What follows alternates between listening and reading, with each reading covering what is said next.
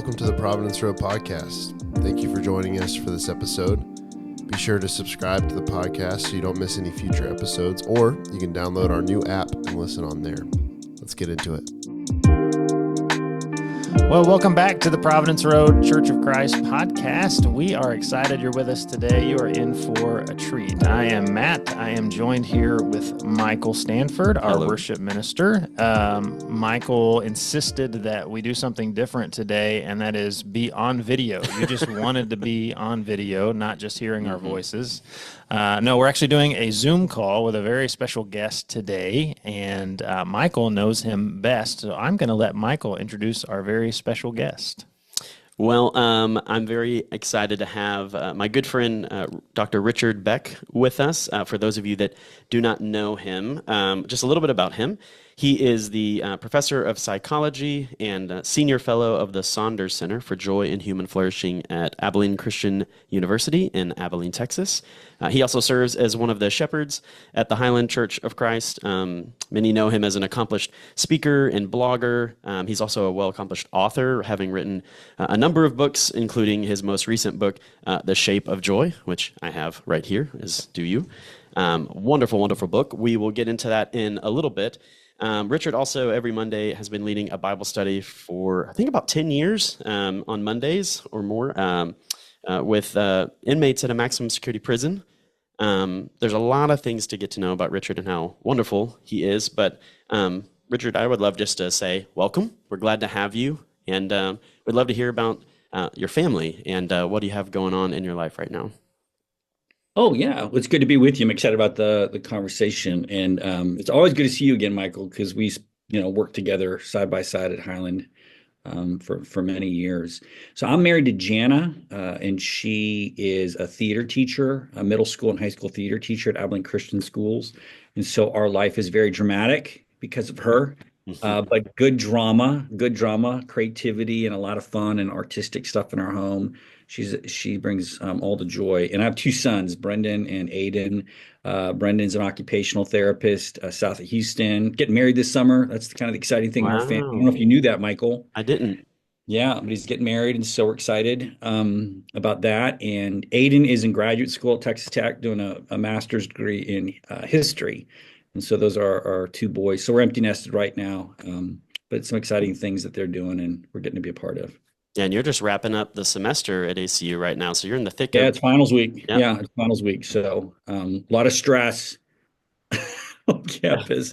And I got a stack of papers here that I got to grade at some point. So yeah, but we're looking forward to the summer. I'm leading as a part of the center that you mentioned. It's a new initiative at ACU, the Saunders Center for Joy and Human Flourishing. If any of your people know the legacy of Landon Saunders, who is an evangelist and speaker in the Churches of Christ for many years, that we're, as a part of that center initiative, I'm leading with Claire Davidson, who's the director of the center, a class on Celtic spirituality in Ireland. Wow. And we leave next week for a 2-week class talking about the good life and what we can learn from those ancient Celtic saints, from St. Patrick and St. Bridget and St. Kevin and all of them. So I'm looking forward to that. That's something next week that starts. So exciting.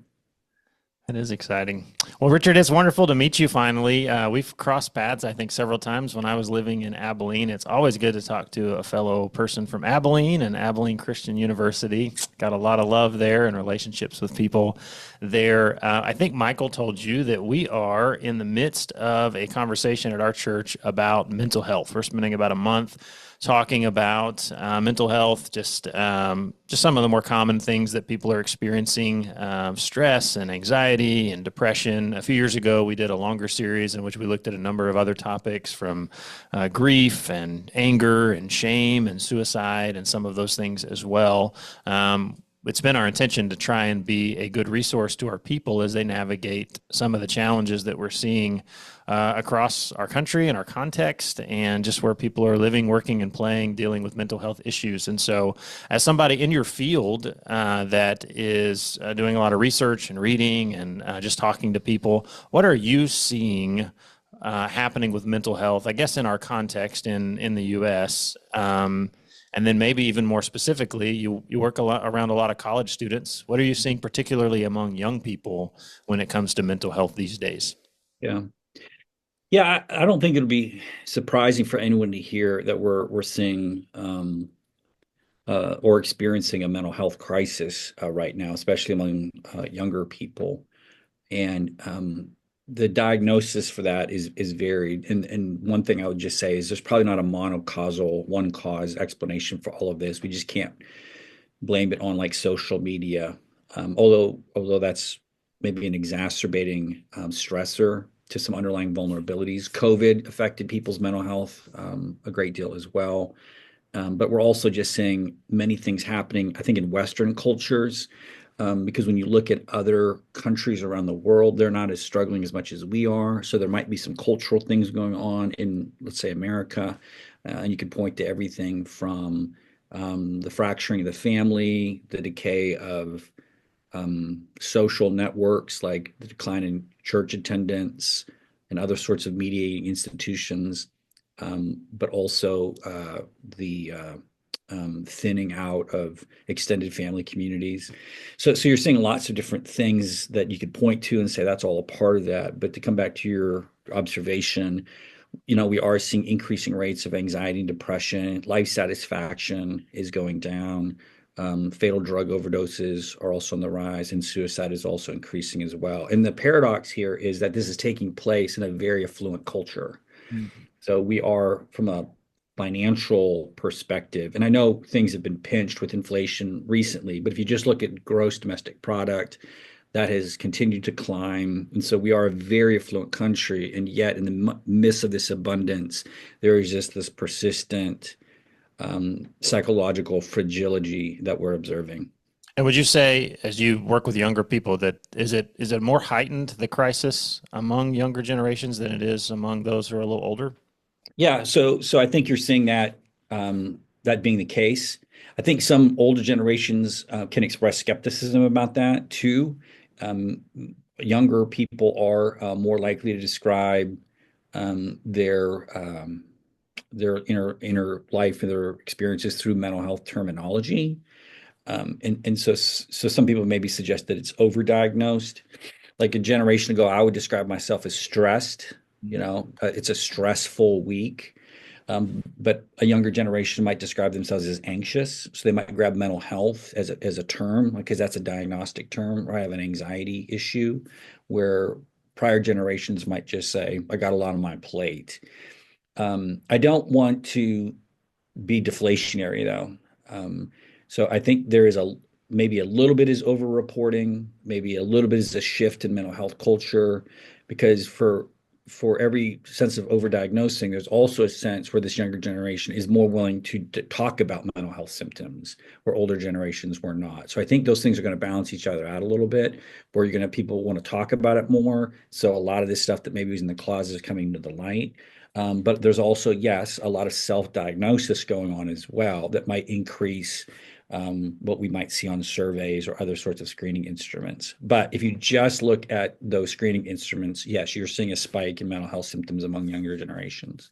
Yeah, I feel that pinch a little bit as a pastor. I even yesterday was preaching, and I felt like I needed to spend a week talking about stress, really as an attempt to draw everybody into the series, whether or not they would consider themselves having dealt with or dealing with right now some sort of mental health challenge or struggle. Because everybody can sort of relate, no matter the generation or the language, everybody can sort of identify with, yeah, okay, I know what it feels like to be stressed or pushed beyond a breaking point, and then how do we react to that? But to your point, we have folks that are very familiar in the vernacular of mental health and thinking in those terms, and others who perhaps it's a bit foreign to them. So I always feel like I need to make the case to our church why we're talking about mental health and why it's a spiritual matter in what we're discussing for them. Yeah, and if you want to just look at behavioral things that are undeniable, you can look at things like fatal drug overdoses and suicides as behavioral markers that are irrespective of any sort of self-description, right? So there's some objective benchmarks we can look at and say things aren't going well in the culture. Yeah. Yeah. Well, as I mentioned, it's really great to talk to you. I'm a big fan. I've read a lot of your books. Michael and I were just talking here a few weeks ago about your newest book, which he mentioned, The Shape of Joy. And as we were heading into this mental health conversation with our church, he said, you should really pick this up and read this. And I am really glad that he did. And we've been talking some about the way that you intro the book. Mm-hmm. It was interesting story you were mentioning, Michael. Yeah, I found, Richard, in our friendship and knowing each other, we've shared lunches and coffees together, and I got to audit a class that you taught at ACU, and I think you are a master at taking complex ideas and taking away the density of them in ways that make them feel very approachable to all ages of audiences, especially young people. But you also have a way of presenting things that really draw us all together, of like a felt need of importance.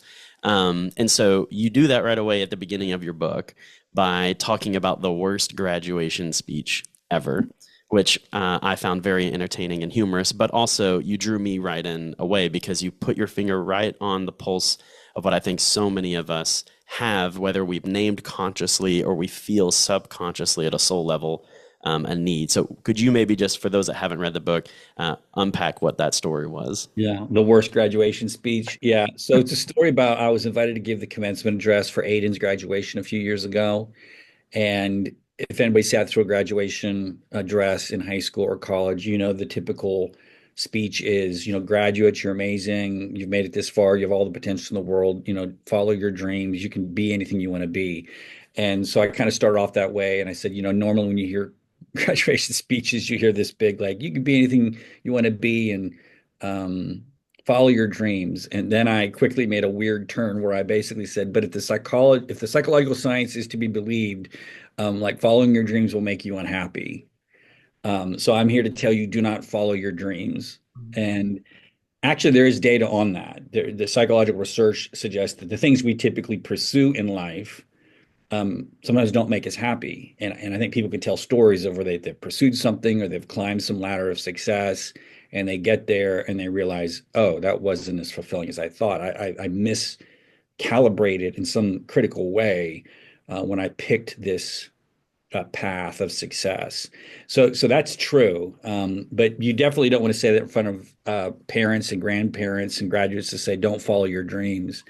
So I said, well, because what I'm interested in isn't the day your dreams come true, because on the day your dreams come true, that's going to be a great day. We'll be there, we'll celebrate, we'll applaud. Like, that's a great day. Nobody needs any assistance or help on the best day of their life, the day their dreams come true. I said, so graduates, what I'm interested in is actually not your best day, but your worst day. When all of your dreams come crashing down around you and you're left in the darkness all alone with a sense of regret or shame or failure or disillusionment, and asking yourself the question, who are you on the worst day of your life? Because that's the critical question from a mental health perspective. Who are you on the day your dreams fall apart? Who are you on the worst day of your life? So that was an attempt to kind of get to that sense of, like you're trying to describe, that do I have, in anticipation of that day, because we're all going to face a worse day. That's just true. Everybody between now and when they pass away are going to have a worse day, if not many worst days of their lives. A sense of, like, am I prepared on that day? Do I have an identity? Do I have a grounding? Do I have the resources for coping in preparation for that day? So that's kind of how I try to set up that conversation in the book about, am I ready for that day from a mental health perspective? Yeah, and we recognize we want to be we're trying to toe the line here between talking about some of the concepts in your book without actually you having to explain the entire book, and people then don't have to read it. So some of the questions we're going to ask will be around your book and some of the things that we noticed, but at the same time, we don't want you to give away the whole thing for free. We'd like to encourage people to read this book. It was just profound in a lot of ways. If you were given the 30,000 foot view, though, for people that are unfamiliar with The Shape of Joy and kind of what you're after, you're noticing a lot of these mental health challenges, and for lack of a better word, a lack of joy that many people find elusive. And you sort of make a case in the book for what has transpired to lead us to this point, and then what may be a pathway out of it, if I'm describing that correctly. So, anything you'd say, kind of just the conceptually, the hope of the book when you were putting it together? Yeah, and let's just be clear. You don't have to protect the book sales at all. So people listen to the podcast and go like, I got the main point. That is okay with me. So we don't need to sell a thing here. I'm happy to let people just listen to the podcast. So let's not keep any secrets. But the way I tell the story is I tell it through three moves. In the first move, I call curved inward. So I'm playing with this metaphor of the shape of joy, a kind of a geometry to mental health. And so the book part one is called Curved Inward, and that's kind of the diagnostic part of the book. Like, what has gone wrong with us from a mental health perspective? We've already described the crisis, but here's the other paradox to this. We have all this mental health crisis, but more people in the history of the world are in therapy now than there's ever been. And more people are on medication for depression or anxiety than they have ever been, right? So we're throwing a lot of resources at that. Maybe we should throw more resources at that, but we have more resources in play than has ever been. And yet still, it seems like that Band-Aid is not stopping the bleeding. So there might be something deeper going on. And so I describe the problem as, and this goes back to Sigmund Freud, that we become curved inward upon ourselves, that we have been told through many generations from the mental health community that the secret to happiness, secret to resiliency is found by becoming introspective, by going inside of yourself and getting yourself sorted out. And that would be the path toward, mental health.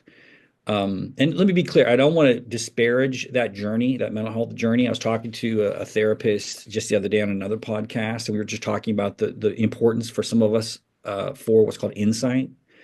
Therapy is really important in getting some insight into yourself. But some people can get stuck inside of themselves in that persistent pursuit of some answer. And sometimes they can even invent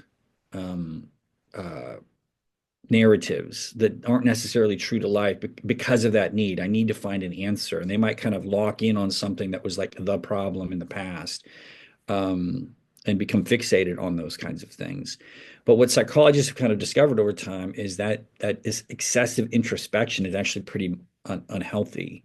It exacerbates what psychologists would call depressive rumination, just spending too much time thinking about oneself. And this is why in part two of the book, I talk about at least the first move in mental health is to step away from the self. And so this is why you're seeing practices like mindfulness and gratitude, practices where you're stepping away from your neurotic inner dialogue and focusing, being grounded in the moment, or being thankful for the things in life, are showing like really robust mental health benefits. So that just mere process of stepping away. So we can stop right there to talk a little bit about that. But that's kind of the first part of the book, that there's a kind of a self-referentiality to current mental health culture, that I think is keeping us stuck. And the science of joy and flourishing and satisfaction with life is pointing us actually away from ourselves. That's kind of where the science is taking us. And I find that interesting as a spiritual person, because there's a surprising kind of convergence here between the science and spirituality.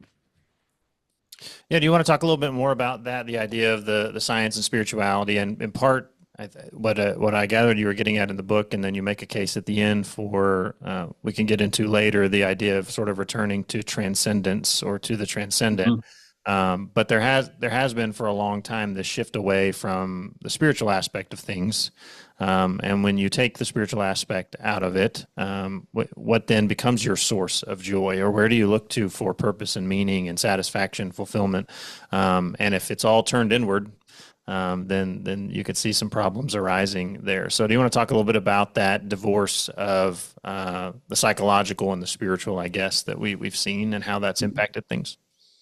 Yeah, I mean, psychologists of religion have known for quite some time that studies have repeatedly pointed towards faith and spirituality and religion as predictive of mental health. I want to be clear here.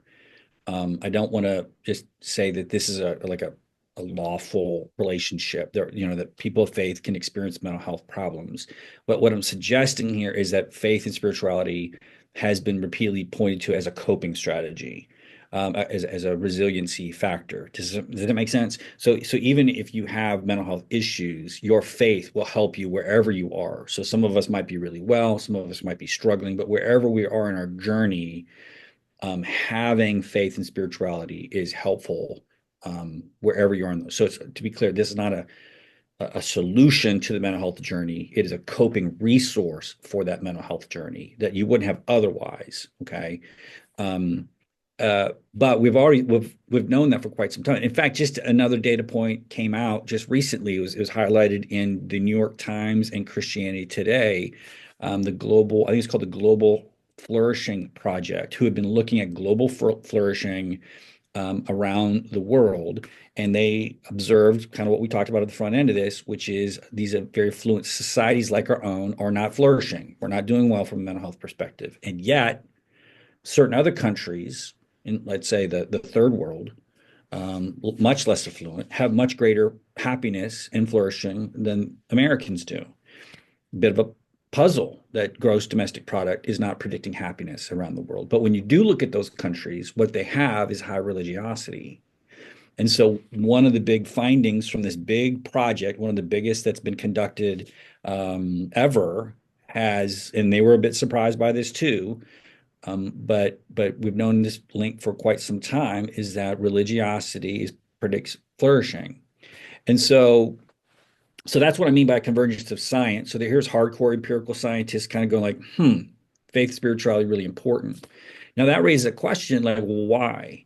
And I think, so you can talk about this in two different registers. From a spiritual register, the why is obvious because there is a supernatural power, the Holy Spirit, that begins to accompany you on your mental health journey.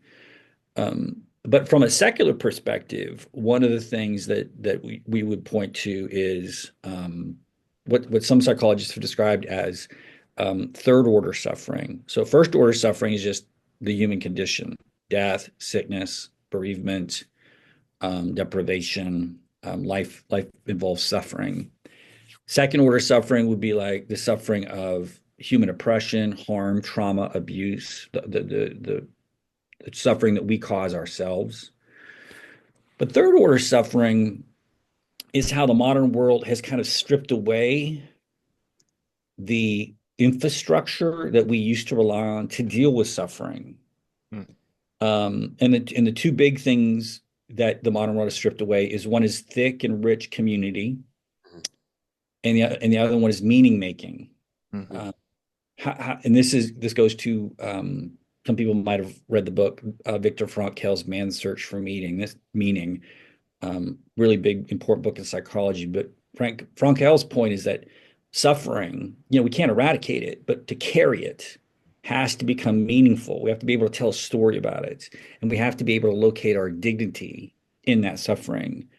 And so if you think about those two things, thick and rich community and a meaning-making structure for our pain and our suffering, those are the two things that religion provides its adherents. So separate and apart from any supernatural belief in the power of God to help us carry our suffering, there is just this sociological analysis that people that are embedded in churches have both social connections, so that if we get bad news, there's people that surround me with support.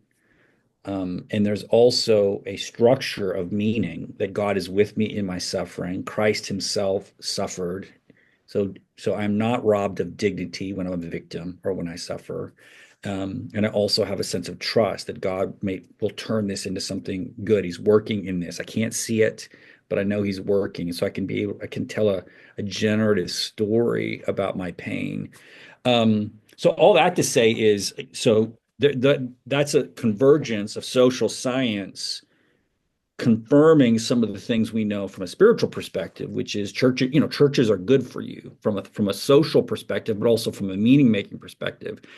And if you were a secular person and you didn't have any of that, you're just, worked in a job and your life goes sideways. Back to my point with Michael earlier about like you do find yourself in the worst day of your life, like nobody's coming and cares about the worst day of your life because you're alone. Um, and when you try to make sense of why this is happening to you, you don't really have any, you know, thick existential meaning making resources or stories to embed your suffering in, because TikTok isn't going to make you,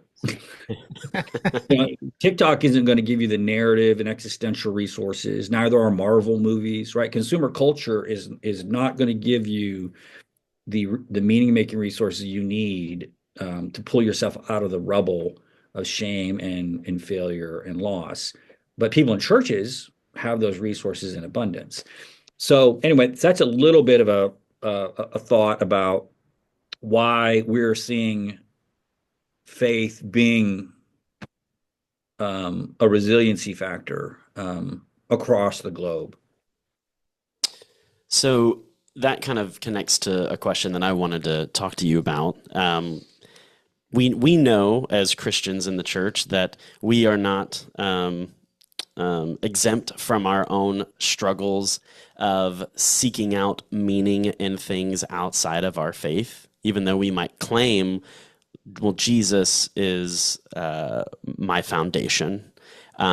We might still seek that out in other things, which are good in of themselves, and then find that we have put too much of it in that, and then experience disillusionment and pain and suffering in that. You talk a little bit about that, and I've heard you talk about that in the class that I audited with you, but you call it, there's a part of it you talk about the superhero complex, and how that kind of connects with these our own story we tell about ourselves, but then in ways we seek it out in community that defines that meaning and mattering. Can you talk about a little bit more about what the superhero complex is, and why even for us Christians we need to hear a message about like where that has a natural conclusion that will leave us pretty empty? Yeah. So this comes from part one of the book where I'm talking about that self-referential nature. And one of the places where you see that self-referentiality is in self-esteem culture, where we've been told that we achieve mental health through self-regard, right? That somehow I have to have a positive view of myself. And but the trouble with that is you're constantly spending time trying to rehabilitate your self-assessment.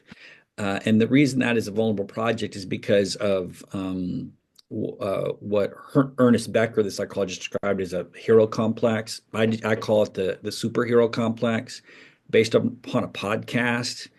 You can look at that wherever you get your podcasts, about this season in Seattle where people are like dressed up like Batman and Robin and Superman on the streets of Seattle, like real life superheroes to try to stop crime. And I say that, that's ludicrous, obviously, that people are dressing up in spandex to go down there and stop crime. But why are they doing that? And because it points to this need for the heroic, right? We're all trying to achieve some sense of significance, some sense of mattering, some sense of achievement. And everybody has, as I describe, their own version of the superhero complex. Some of it's like being a stay-at-home mom and raising kids. Some of it's corporate success. For my students, it's academic, getting into grad schools, elite grad schools. Some younger kids are maybe they're pushing themselves with youth athletics, trying to get on a certain travel team now. You're ministers, you have your own metrics of performance and success. I'm a professor and author.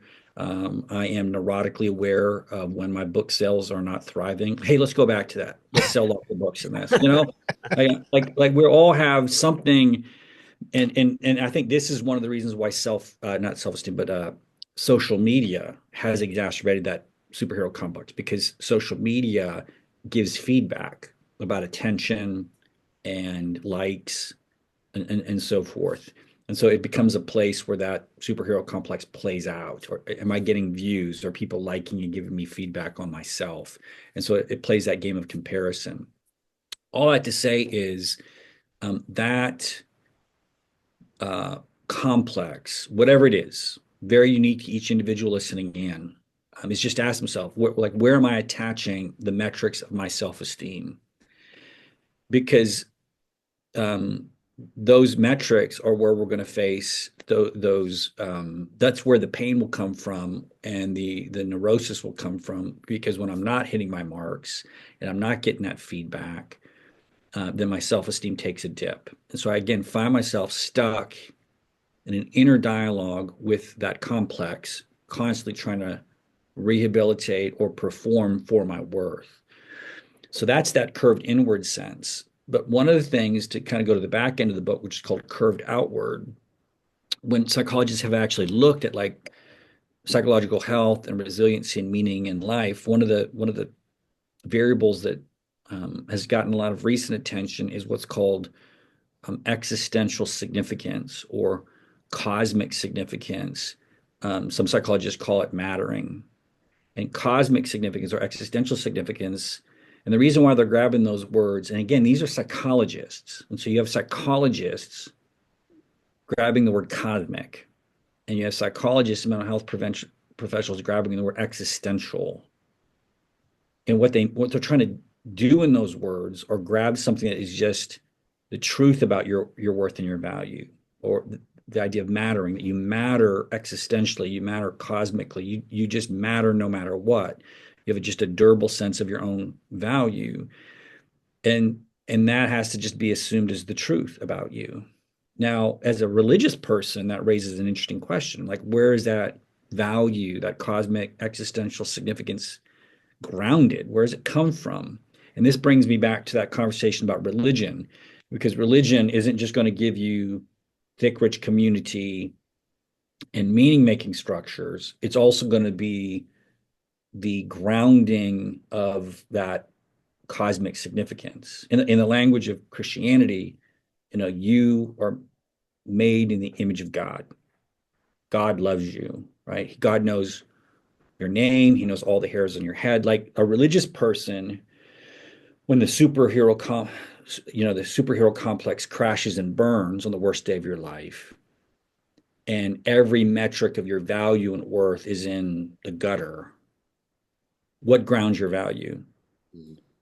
And the answer is, a religious person could make a move in their mind to that cosmic mattering. They can go to that existential significance, that even though my resume has burned and my dreams have crashed, I still have intrinsic worth and value. Now, if you don't have a spiritual foundation, then that's not a move you can make. You are just as worthless as you feel. Like that's what the universe is telling you. The universe is communicating you are worthless, you're a loser, just give up. Yeah, so you see fatal drug overdoses and suicide risk and depression and people having a crisis of meaning. But somebody who has a rich faith tradition can say, that's not the truth about me. My failure isn't the final data point about my value. It's just the truth. So that's an example. No, so again, that finding about mattering, something that we've heard since we were in Sunday school, that we were made in the image of God, and every human being is made in the image of God. Psychologists are now converging upon that. Like, my goodness, that sense of durable significance really anchors people's mental health. Isn't that interesting, that convergence there? So that's how, on the front end of the book, the superhero complex self-esteem culture is an example of us kind of relying on ourselves for mental health. The back end of the book, on the curved outward, is saying, hey, there are these cosmic, existential, we'd say spiritual truths about you that psychologists are pointing to, saying like, hey, these are the things that are really going to ground your identity on the worst day of your life.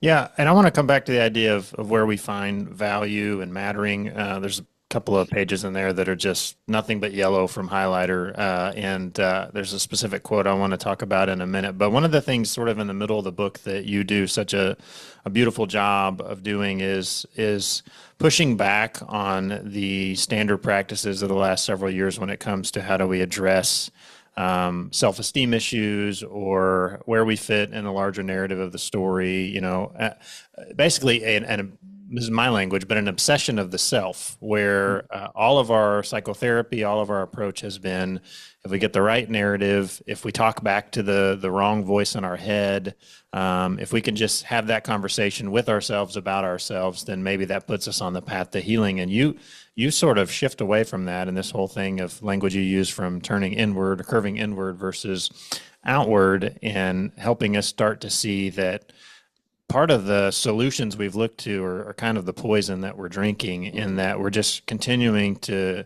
internalize and curve inward on ourselves. And part of the pathway out begins to look beyond ourselves. You at one point talk about making ourselves small or seeing ourselves smaller, not as insignificant, but just recognizing how large our world is and where we fit in it. Could you talk a little bit about that? Some of the things you mentioned, from just even the arguing amongst ourselves with the chatter in our head, and how that approach is changing when it comes to mental health practices. Some, instead of the debate with the own voice in our head, sometimes it's even just acknowledging the distancing, I think is what you call it. Yeah. Some of that. Yeah. In part two of the book, in between the curved inward to turning outward is this stepping away. And in that middle part of the book, as kind of a transition from the internal focus to the outer focus, I spent some time talking about what we're discovering from a mental health perspective, that suggests not being self-focused is important. And so I mentioned some of those already, like mindfulness practices. Like we're beginning to realize that sometimes the inner dialogue just has to stop. You just have to stop it. And so, and for a generation or two, maybe we got the wrong advice on that. We thought, no, I got to keep wrestling. I got to keep, getting some answer out of myself. And now increasingly, you're seeing mental health professionals say things like, you know what, maybe just take a walk. Might be just good to take a walk, or minimally, let's just be mindful. Let's get out of our heads. Let's pay attention to our breathing. Let's just stop the train of neurotic rumination. So that's why mindfulness has almost become the new Tylenol from the mental health culture. It's just good for everything. It just really helps just creating what I talk about in the book, a quiet ego. Instead of having high ego volume. And ego volume is just the loudness of your inner self-talk, and the need to kind of turn down that volume to have a quieter, more peaceful ego. And a lot of that is just stepping away from yourself a little bit. We've always talked about gratitude, but one of the hot topics now is awe, wonder and awe, is being a route to mental health. And so awe, again, is encountering something that's transcendent, a reality, and this is important, again, for the turning away, a reality bigger than your own, and a reality that is other than your own. So again, I'm not in my head. I'm encountering something outside of myself, which is why a walk is good for you, because a walk might interrupt you with beauty, sunset, or nature, listening to some music, encountering beauty through those reading a novel, encountering beauty in that sense. Again, faith, worship is an experience of transcendence, experience of awe. Nature, obviously, we talked about. One of the biggest predictors of awe, interesting, is moral beauty. Mm-hmm. Just beholding acts of compassion and love. And we all feel it, like there's a tragedy in some part, like a hurricane, and we see the response to that hurricane, or we hear those stories of heroism that come out, and we go, oh my, and we just feel connected. And that's where the idea of a small self came from. So by small, they don't mean, again, insignificant, but connected. Like I am a part of a greater whole. So I'm a piece or a part of a larger story. So I don't really like the word small because I think it distorts. So I will describe it as a connected self or a relational self. And what's interesting about awe is that when it triggers that small self, we have like two different benefits. That sense of a small self is related to better mental health. People are less anxious, they calm down, they have a surge of endorphins, right? They have positive feelings.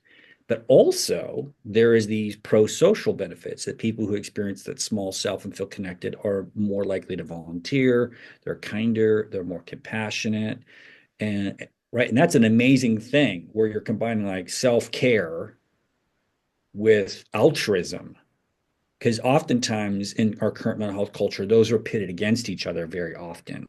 Where our self-care means I got to withdraw from my obligations, I got to focus on myself against the demands others are placing upon me. Or if I invest in other people, then I'm not going to have enough resources for myself. Interestingly, awe does both at the same time. I feel blessed, and I'm being blessed and showing compassion. And again, we're just converging here. The science is converging on what religious people have known for quite some time. That as I encounter the moral beauty of Jesus, as I see in the Gospels, and as I behold the moral beauty of showing up on a weekend and doing volunteer work with my local church, I'm encountering transcendence. I'm going to get all the mental health benefits from that experience. I'm going to get the thick and rich community from that relationship. And I'm engaging in loving compassion. It's just like a perfect storm of goodness there that's happening there. And it creates what psychologists call an upward spiral, where love gives birth to joy, and joy gives birth to love, and gratitude gives birth to wonder and awe, and we just spiral upward instead of spiraling downward. Yeah, I appreciated that part of the book. That I love that language because we think of spiraling and we think of the very negative context of that, but there is such a thing as good spiraling, where things build upon each other. Yeah. You talk about gratitude, and one of the things that really stuck out to me about the book is I'm thinking about the practical nature of a lot of us in church. We believe these things. We subscribe to the way of Jesus, at least in thought, and we're trying to figure out the gap between how do I take what I believe and then shift my practices or my family culture to better reflect a life of gratitude or the way that Jesus invites us into. You tell a beautiful story that I won't spoil, but it involves a green Buick. And that just, it registered to me because there's a lot of people that come to mind when I look at this story of the family in the Mercedes that confronts your mother. And but the idea at the bottom of that story was your family had a narrative, a vision, a family vision, a way of being, of who you were becoming as a family that you said your father would repeat over and over to you. And that was shaping you. Can you just talk a little bit more about that and how that might be something that we could be reminded of in the church and in our families? Yeah, I mean, there's a lot to unpack there. But just a comment about gratitude, right? So gratitude is just the response, the feeling of thankfulness that we have in when given a gift. And it goes back to that paradox earlier. Like, why is it that affluent people like Americans are suffering from a mental health crisis, and yet people in more economically marginalized countries are experiencing better mental health? And a lot of it is because people who are on the margins are perhaps better able to feel grateful rather than entitled, or rather than habituated to affluence. And maybe this is why it's hard for a rich person to get into the kingdom of heaven, wealth, not because wealth is a sin, and not because rich people are morally corrupt. It is rather that maybe our affluence makes us, it buffers us from certain habits of seeing the world as everything is a gift. There's a stunning phrase that Paul says in the epistles where he says, what do you have that has not been given to you? Like, what do you have that hasn't been a gift? And he's basically saying your whole life is comes to you as a gift, and thus your entire affective and emotional posture should be one of grace, because the word for grace is just the word for gift in the word grace is in the word Eucharista, which is the word for thankfulness, and it's the same root of the word of joy in Scripture. So joy, grace, gift, and thankfulness are the same Greek root. That's the upward spiral there that we're talking about, where grace produces gratitude, and gratitude brings about joy, and joy promise my own gift giving to other people. But to the other point of your thing about the story my father was telling is that, yes, if we're talking about things like hope, gratitude, joy, love and affection as emotional states, then we're still not in control of we haven't, because we still need the world to elicit those emotions in me. It's easy to feel grateful when something good happens. It's much harder to feel grateful when things aren't going good. It's much harder to be joyful when things have gone badly. It's much harder to feel like you matter on the day when your dreams fall apart. So how do we practice this? And so psychologists will talk about a difference between like state and disposition. There's like state gratitude. If I give you $100, you might feel thankful. But dispositional gratitude is more a top-down process, like you were describing. It's more at the narrative level.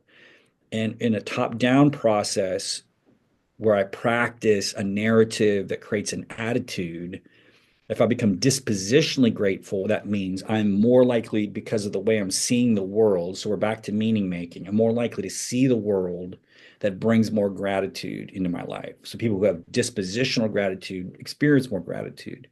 People who have dispositional hope feel more hopeful. People who have dispositional joy experience more joy. People who have dispositional kindness tend to be more kind. And so these are the fruits of the spirit. These are the virtues where these affective habits, joy, gratitude, hope, kindness, can become practices. So, and I think that's the important part for people listening in, because I think sometimes we traffic too much with imperatives in church life, like be joyful. Mm-hmm. And Michael, you've experienced this where like you're trying to conjure up gratitude on the stage, or you're trying to conjure up joy from the stage. Let's all feel the feelings right now. And that's great. Like maybe you can pull that off for some people. Maybe you can pull us into the presence of God and we can experience awe in the small self. But there's also a sense where you just can't conjure it up in a moment. And it has to be a virtue, because being grateful, hopeful, loving, all those things can't just be restricted to 90 minutes on a Sunday morning. They need to show up in the nooks and the crannies of daily life. And so I do think you're onto something really important there. Is the preparatory work that we need, that when we hit these stressors and strains, we have the dispositions, the virtues, the fruits of the spirit in place so that I can pull more and more of those emotions into my life. Rather than just try to tell myself to feel a certain way when I don't. Yeah, when I want to kind of move forward towards the third section of the book here, Richard, if we can, where you'd already alluded to this a little bit with the idea of where we get value, and there's a great section in here I mentioned I had highlighted a bunch where you talked about coming to a place of unconditional positive regard, that a mattering that comes with no strings attached, zero conditions of worth. In that space where your worthiness is held inviolate, you find room to discover yourself. You can heal. You can slowly disentangle your value from the gaze of the world. And that all sounds great. And then you talk about the ways in which sometimes we turn towards other people, hoping to find that place of unconditional positive regard. And the problem with that is, you say that finding unconditional positive regard in another person is practically impossible. Not because our parents, friends, or spouses are cruel and mean, just the simple truth that our parents, friends, and spouses are themselves lost and unwell. We've all been twisted and confused by our histories with conditions of worth. Our parents, our friends, are damaged people, so are you. And something about that, Mike and I were just talking earlier today about how just that resonated with this idea, again, pointing us back to our worth, our value. It's wonderful to have a community, and if that's better than nothing, to have people who love you and speak that value into your life. But even that falls short, in that we are surrounded by people who are also having some of those same questions and struggles as well. And there has to be ultimately a source of that we turn to, that is beyond ourselves and even beyond the people in our lives as well. I don't know if you want to speak to that some. No. Because when psychologists, if you look in the like, if your people wanted to dig deeper into that psychology of mattering, they'll quickly discover that in that literature there's a social mattering, and then there's this existential cosmic mattering, which is why those adjectives exist to distinguish between the two. And then, and obviously, to be clear, because I talked about this earlier with thick and rich community, social mattering is really important. And this is that flourishing study I described earlier. That's also one of the big predictors of flourishing is those relationships. Um, so feeling like you matter to somebody is vital. So I want to be clear about that. But the point you read, the part you read in that book was like, but even in those relationships, we can fail each other. And that if my ultimate value is going to be contingent upon the gaze of another person, because that other person is a sinner and is unwell, and has their own problems, that gaze can be unsteady, or it can go away. So when I'm talking about the worst day of your life, for some of us, that's a divorce. Okay. Or that is a betrayal of some kind. So for a high school student listening to this podcast, right, that's the day when, your boyfriend or girlfriend breaks up with you. And so you mattered to that person yesterday, but today you don't anymore. And thus you're potentially on that downward spiral because that value was where you hung that was dependent, was conditions of value upon their gaze. And then for some of us, as I talk about in the book, we're dealing with an epidemic of loneliness. It's not that gaze is betrayed us or left. It's just we don't have the gaze anywhere. I don't have anybody in my life where I feel like I matter. And a lot of young people are struggling with that right now. Um, so where do you get that value uh, when you experience those losses or you experience that scarcity in your life? And so that's why, and again, this is the science, it's not me giving a sermon.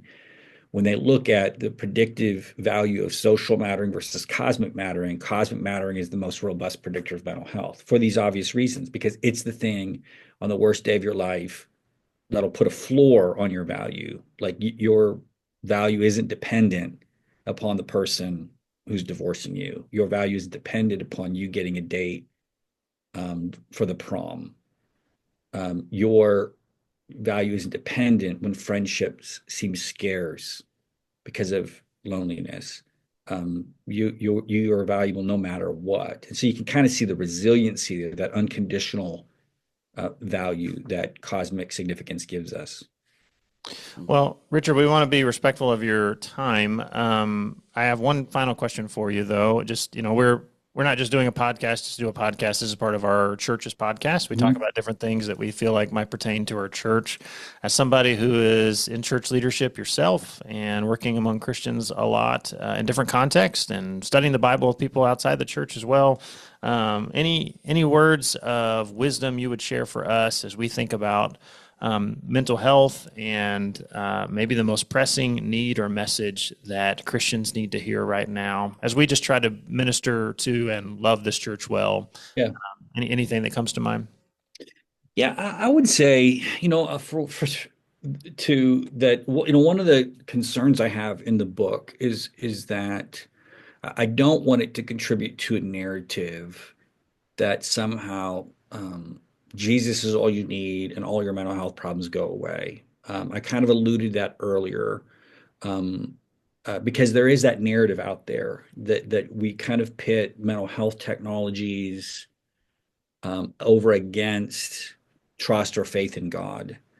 So the one thing I would say is I want to be clear in the message of this book that I don't think we need to pit those things against each other.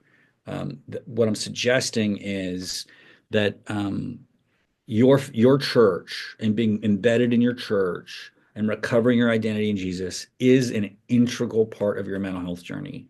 Like um, and the science is telling us that because it's giving us the thick community, it's giving us meaning making structures, it's giving us cosmic mattering.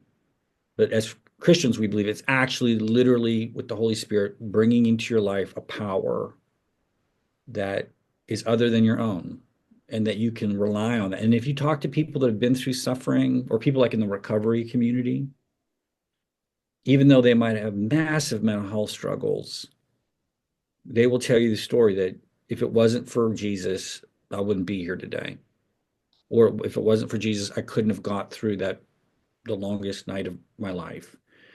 So there is a literal power there that is made available to us. But that is not to say that God has gifted us with mental health technologies from a health perspective. There are things that we know that are good for you that therapists can help you with the accountability, with the intentionality.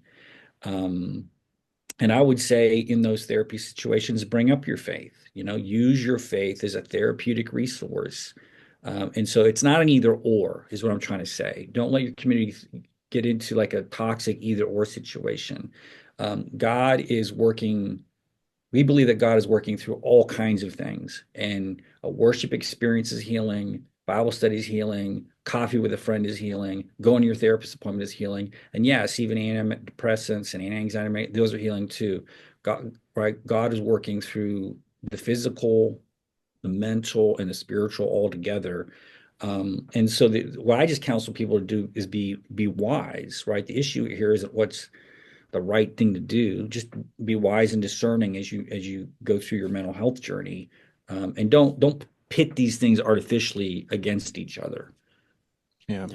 Well, his name is Richard Beck. The book is The Shape of Joy, The Transformative Power of Moving Beyond Yourself. I highly encourage that you pick up a copy. Richard, thank you so much for joining us today. We really appreciate you carving out some time for this podcast and for this conversation with our church. Yeah, we always enjoy good conversations, and you are one of the better conversationalists in general and a good person. I highly recommend everyone, if you are interested in learning more about mental health, this is, to me, arguably one of the more formational books and to providing a framework of thinking that I've heard that gives me a lot of hope moving forward for this conversation and for those in your family, your friends, and your community, and in your church. And there's a lot of really practical aspects of just practices and things that I think would be very, very helpful in this as well, if you're looking for something more tangible. So highly recommend digging into this book. There's a lot of resources available as well, but just seek it out. We're always trying to grow and continue to be people that grow. And so thank you, Richard, for just being a part of that conversation in this world of helping us grow and do that work together. We're better for it. Well, I appreciate the invitation. Hopefully the conversation blesses your people. So yeah, thanks for having me. It's been a blessing. We'll catch you next time. Thank you so much for joining us today on the PR Podcast. Thank you for listening to this episode of the Providence Road Podcast. We appreciate the support and hope this has been encouraging and thought-provoking for you. We'll catch you next week. Peace.